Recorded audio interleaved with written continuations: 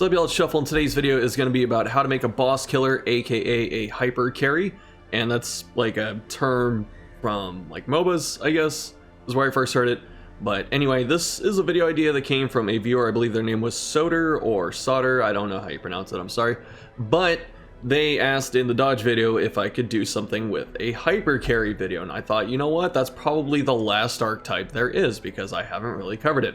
So with this video, we're going to talk about how to make a boss killer character. You can have like boss killer teams, like certain teams work against bosses and all that, but if you really just want one thing to dumpster the boss, this is how you do it. So with this in mind, gotta look at my notes and all that. So with this in mind, we have specifically a couple characters really excel at this, but you can kind of build everyone to do it. The important thing is that if you want to make someone a hyper carry, you have to follow these steps generally. And the other thing is you have to understand how the boss works. If you want to make Leper, for instance, a hyper carry, and the boss you're fighting sits in the back where he can't hit it, then you're kind of wasting your time. So that is why you do have to know what the boss is. So either look at the wiki or a guide or something you fought before, right? So once you understand that, then this gets a lot easier. In terms of why you would make a team like this, obviously it's just to kill bosses. You don't really need this to kill every single boss, but there are some specific bosses that you can just blow up in like 2 turns, literally, if it goes well. So that's really nice.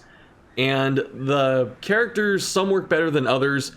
The specific, probably best ones, in my opinion, are Hellion and Leper. So with this Leper here, I don't know why those messed up like that. This is a pretty strong Leper for it. You know, you get damage quirks and stuff. Crimson Curse, really strong to kill bosses with. And the reason is because once they're craving and you drink blood, they get a damage boost. And if you drink a second blood while bloodlusting, you get another damage boost. I forget what the percentage is. I think it's 25%. But that way you can just supercharge your damage and you're already hitting really hard. And then the next thing we have to look at too for these types of characters are what skills do they have access to. So sometimes you have camp skills like Reflection, or Hellion has Sharpened Spear and Battle Trance, and sometimes they have in combat abilities they can use like Adrenaline Rush or Revenge, for example. Mark teams also fall into this category. So if I was to do kind of a quick impromptu tier list, I would say that just buffing up Hellion or Leper is the easiest and probably best way to do this. And then like tier 2 would be probably Mark teams, because Mark can really put out a lot of damage, but that's like a team synergy thing. And then the third would be probably Highwayman and Grave Robber. Grave Robber can do a lot of damage, but she really has to set up and the team has to accommodate it. So if we looked at someone such as, where's Highwayman, for example? So Highwayman has some camping damage skills like Unparalleled Finesse and Clean Guns, and then Musketeer, Arbalest, they have stuff like Restrain Crossbow. Bounty Hunter has 2 of them, Plan Takedown, and this is how we do it, which is over here. So there are a lot of options, right?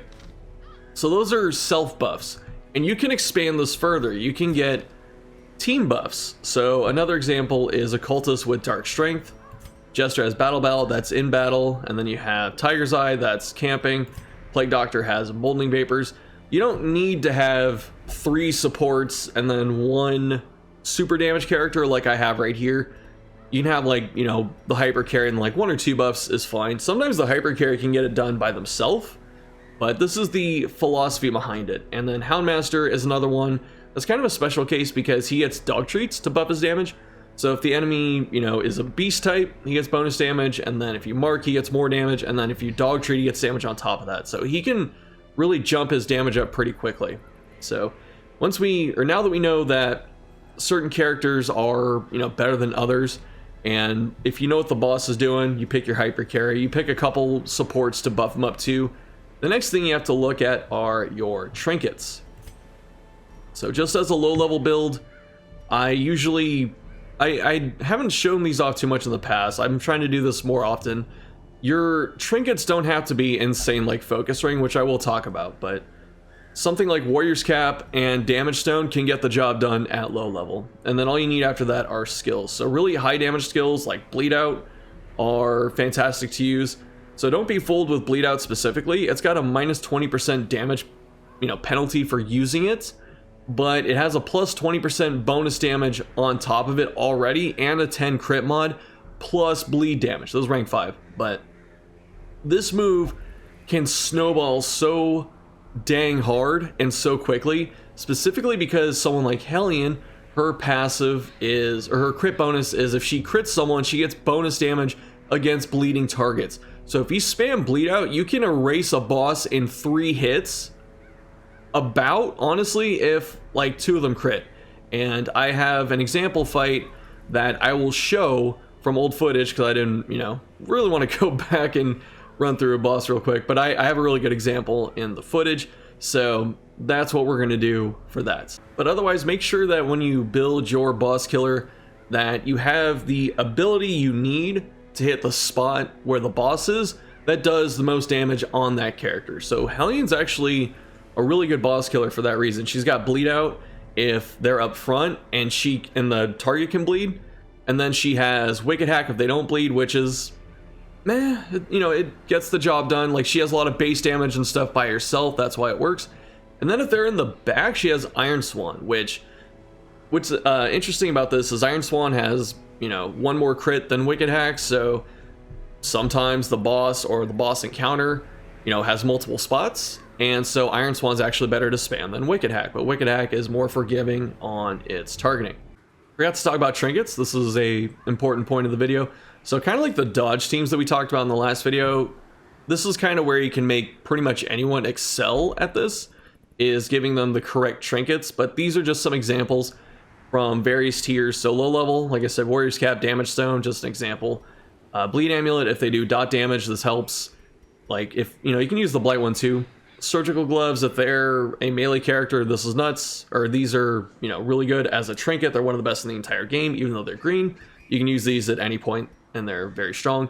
Sun Ring, Moon Ring, Slayer Rings, don't sleep on these. These are really good. The -8 dodge kind of sucks, but again, it's negligible. And also, this is really good because, they're specific damage types, and they're better than just regular flat damage. So if you know what type of enemy you're fighting, then this gets really good. Legendary Bracer, still flat damage, -1 speed, 10 stress. These are pretty good, so don't sleep on the Bracer.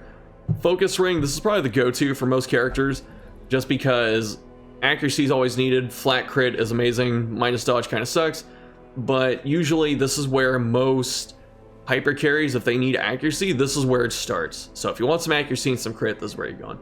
And then there are boss trophies and ancestor trinkets like the pen and the musket ball, the candle, stuff like that. So those are what you're looking for. Slap those on your hyper carry, give them the other support they need, literally double their damage at some point, and then watch the boss melt once you start hitting it.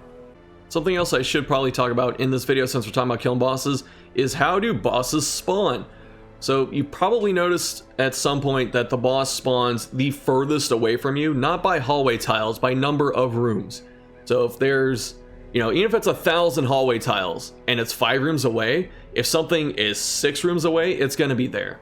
So the boss follows this pattern of being the furthest away, and then it's the lowest room out of the furthest one. So it goes in this order. So the lowest one is just wherever it is on the map, it's lower than the other ones. Even if all the furthest ones are up top and there's one down here, it's going to be here. And then after that, it's the furthest to the right. So this almost never happens. I don't think I've ever seen it happen, but just in case, if you have 2 rooms that are like, the same distance away and they're like at the bottom of the map, it's going to be the one on the furthest right. So that is the pattern. Usually it's furthest and lowest. Like 99% of the time it's furthest, but once you know that, that's where the boss is going to be. So plan your camping accordingly. Normally when I make these videos, I give you some team options to, get the brain going with the brainstorming and all that, and the thinking and the brain wrinkles, because these are very wrinkly brain guides that I create, not smooth brain stuff. No, not at all. But besides that, when you're considering building hyper carry teams, it's really not so much you know, run this team like 99% of the time. Like I said, you really have to understand what the boss is and how it operates to understand the best way to defeat it quickly. So that means that you should be going in the order of picking the best damage dealer you have access to. So either Leper or Hellion, sometimes it's Crusader, sometimes Highwayman works. If they have multiple actions and you can spam riposte every turn, that could be good. So it really depends on what it does. Sometimes a Mark team is perfect, you know. And once you understand that, then you build around that specifically with the characters available. So if you need just like extra damage, you have Camp Skills, Jester, Occultist, Plague Doctor. If you need Mark Synergy, that's out there, right? So really too many case-by-case bases to just, or bases, that's not even a word. All right, next I'm gonna show the example fight and then we'll wrap up this video. I'm gonna double check here. So I have 1, 2, 3 potentially, and then 4. So all my buffs are gonna last. Do we hit this? I kind of want to just buff out Hellion here. Hellion is just hitting things every turn. I'm gonna give Hellion damage. Then she's gonna get possessed, and I'm gonna die. I'm gonna have to stun her if she gets taken. The light, the promise of safety. All right, Hellion. Oh, it's a stress heal. Bleed amulet, so I should be able to stick bleed. She also has 2 actions, and she can go to the back line, but she has to take one of my people and then summon someone to do that. So it's not gonna be often. And then also I just get to open with bleed out. Nice. I might have won the fight.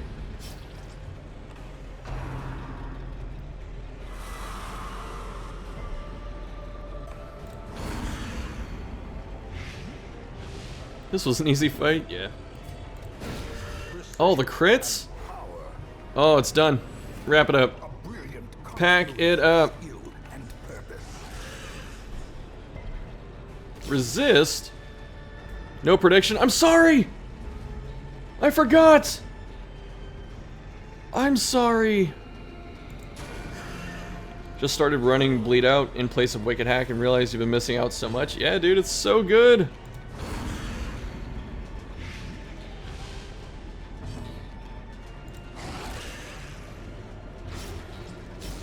Just getting burned down without trying. I need heals, come to me! Yes, mistress. Yeah, anyway. Who says Bleed Out is bad? Who? Alright, y'all, that's gonna do it for this one. I hope you enjoyed it. Thanks for watching, and I'll see you next time.